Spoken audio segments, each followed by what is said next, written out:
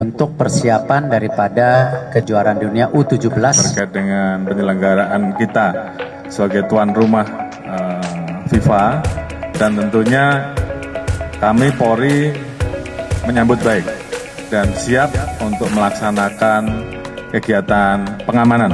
Ini semua tentunya nanti akan bersama-sama kita laksanakan pengecekan di lapangan, termasuk melatihkan supaya semuanya betul-betul siap. Prinsipnya Polri mendukung pelaksanaan U17 agar betul-betul bisa berjalan aman, lancar, sukses, serta membawa nama bangsa Indonesia, membawa harum nama bangsa Indonesia.